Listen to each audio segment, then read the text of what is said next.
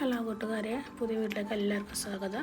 ഞാൻ ഇന്നില്ലേ പച്ചരി വെച്ചിട്ട് നമ്മുടെ നീർദോശൻ്റെ മാവില്ലേ അത് വെച്ചിട്ട് നല്ല വേറൊരു സൈസിൽ ഉണ്ടാക്കുന്ന ഒരു റെസിപ്പിയായിട്ട് വന്നേട്ടോ.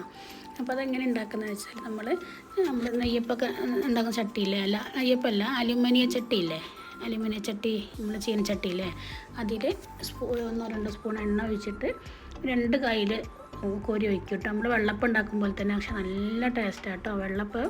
അപ്പോൾ നിങ്ങൾ ചോദിക്കും വെള്ളപ്പം ഉണ്ടാക്കിക്കൂടെന്നല്ല, പക്ഷേ വെള്ളപ്പത്തിൻ്റെ ടേസ്റ്റ് വേറെ, ഇത് നല്ല വല്ലാത്തൊരു ടേസ്റ്റാണ് കേട്ടോ. അപ്പോൾ ഇതൊന്ന് ട്രൈ ചെയ്ത് നോക്കുക. പിന്നെ പച്ചരി, സാധാരണ പച്ചരി ഇല്ലേ, അത് പിന്നെ 1 കപ്പ് എത്ര നിങ്ങൾക്ക് ആവശ്യത്തിന് എടുക്കുക കേട്ടോ. അപ്പോൾ അതിലേക്ക് അത് അരച്ചിട്ട്, നമ്മൾ സാധാരണ നീർദോശ ഉണ്ടാക്കാൻ വേണ്ടി അരക്കൂലേ, അതുപോലെ തന്നെ അരച്ചിട്ടാണ് ഉണ്ടാക്കൽ. അപ്പം നല്ല രസമാണ് കേട്ടോ. പക്ഷേ വെളിച്ചെണ്ണ കുറച്ചധികം വേണ്ടി വരും കേട്ടോ. അപ്പോൾ ഞാനൊരു 8 മണിക്കൂർ മുമ്പ് കുതിർത്ത് വെച്ച പച്ചരിയാണ് കേട്ടോ. അത് നമുക്ക് നന്നായിട്ട് പേസ്റ്റ് പോലെ അരച്ചെടുക്കണം കേട്ടോ. അതിലേക്ക് 1 കപ്പ് ചോറ് എടുക്കുന്നുണ്ട്. ചെറിയൊരു കപ്പിൽ 1 കപ്പ് ചോറാണ് കേട്ടോ. ഞാൻ 1 കിലോ അരി എടുത്തേ, അതിലേക്ക് 1 കപ്പ് ചോറ് എടുത്തിട്ടുണ്ട് കേട്ടോ. ചെറിയ കപ്പിനാണ് കേട്ടോ. എന്നിട്ട് ആവശ്യത്തിന് വെള്ളം ഒഴിച്ച് നന്നായിട്ട് അരച്ചെടുക്കണം. നല്ല പേസ്റ്റ് പോലെ അരച്ചെടുക്കണം കേട്ടോ. നല്ല രസമായിട്ടോ, കുട്ടികൾക്ക് നല്ലൊരു ഇഷ്ടപ്പെടും കേട്ടോ. അപ്പം നമ്മൾ നീർദോശ തിന്നിട്ട് മടുക്കുന്ന സമയത്ത് ഇതൊന്ന് നിങ്ങൾ ആ മാവ് തന്നെ വെച്ച് നിങ്ങൾ ഉണ്ടാക്കി നോക്കിയൊക്കെ. അപ്പോൾ ശരിക്കും 2 പിന്നെ ദോശേൻ്റെ കട്ടിയോളം ഉണ്ടാവും, പക്ഷേ വേറെ ടേസ്റ്റാണ്. നീർദോശയായിട്ട് യാതൊരു ബന്ധമില്ലാത്ത പോലെ ഉണ്ടാവും കേട്ടോ. അപ്പോൾ നല്ല രസമാണ്. ആവശ്യത്തിന് ഉപ്പും ഇട്ടിട്ട് പിന്നെ നമുക്ക് ചുട്ടെടുക്കാം കേട്ടോ. അങ്ങനെ ചുടിനെ നോക്കാം. കണ്ടല്ലേ, ഇതൊരു കട്ടി മതി കേട്ടോ. അപ്പോൾ ആ കട്ടി അത് കൂടുതലായാലും ഇങ്ങനെ ഒരു വേവാത്ത പോലെ ഉണ്ടാവും കേട്ടോ. അപ്പോൾ പിന്നെ മാവ് എടുക്കുമ്പോൾ നല്ല ശ്രദ്ധിക്കണം. നീർദോശനെക്കാട്ടിയും കുറച്ചും കൂടെ ഒരു കട്ടി വേണം കേട്ടോ മാവിന്. അപ്പോൾ ഞാനൊരു ചട്ടി വെച്ചപ്പോൾ ഞാനൊരു ഇരുമ്പിൻ്റെ ചട്ടി എടുത്തു കേട്ടോ. ഇരുമ്പിൻ്റെ വെച്ചപ്പോൾ സാധാരണ നെയ്യപ്പം ചൂടുന്ന ചട്ടി പോലത്തെ അല്ല, കുറച്ച് കട്ടി കുറഞ്ഞ ചട്ടിയാണ് കേട്ടോ. അപ്പം അലുമിനിയത്തിൻ്റെ ചീനച്ചട്ടി ഇല്ലേ, അതായാലും കുഴപ്പമില്ല കേട്ടോ.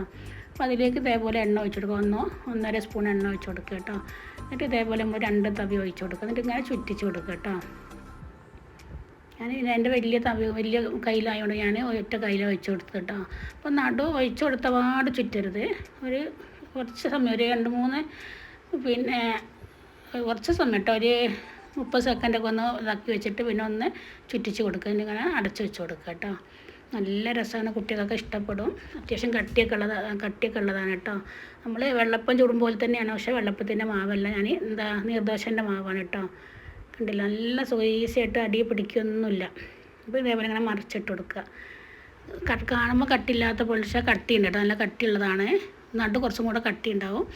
നല്ല രസമാണ് കേട്ടോ. നല്ല മീൻ കറിക്കും അതേപോലെ കടലക്കറി, പിന്നെ ഞാനിതിന് കിഴങ്ങ് മസാലക്കറി വെച്ചാട്ടോ, അതുപോലെ ചിക്കൻ കറിക്ക് കിട്ടും, നല്ല രസമാണ്. അപ്പോൾ വെളിച്ചെണ്ണ കുറച്ചധികം വേണ്ടി വരും കേട്ടോ. നിങ്ങളൊക്കെ ഒന്ന് ട്രൈ ചെയ്ത് നോക്കുക.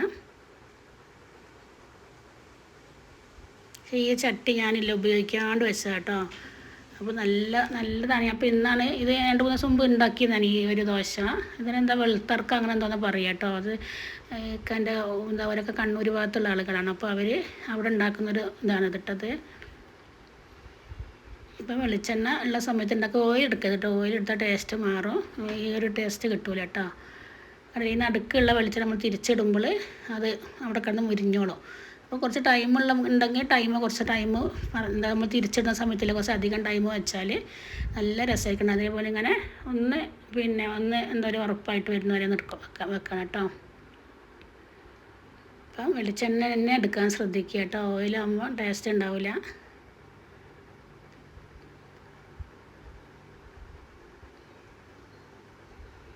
പെട്ടെന്ന് ചുട്ടെടുക്കാനും പറ്റും കേട്ടോ. മറ്റേ നീർദോശ 2-3 തിന്നുന്ന സമയത്ത് ഇത് 3-4 തിന്നുമല്ലോ ഓരോരുത്തർ, ചെറിയ കട്ടി കുറഞ്ഞ ദോശയാകുമ്പോൾ. ഇതാകുമ്പോൾ 2 മതി കേട്ടോ. ശരിക്ക് 2-2.5 കയ്യിലൊക്കെ ഒഴിക്കുകയാണെങ്കിൽ 1 തന്നെ മതി നമുക്ക് കഴിക്കാൻ.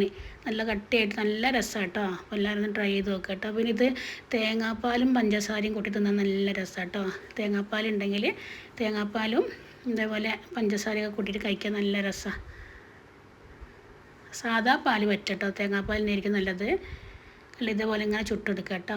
കുറച്ചധികം സമയം വെച്ചാൽ കളറൊക്കെ എന്താ പറയുക, ബ്രൗൺ കളർ ആകുന്നവരെ വെച്ചാൽ നല്ലതായിരിക്കും.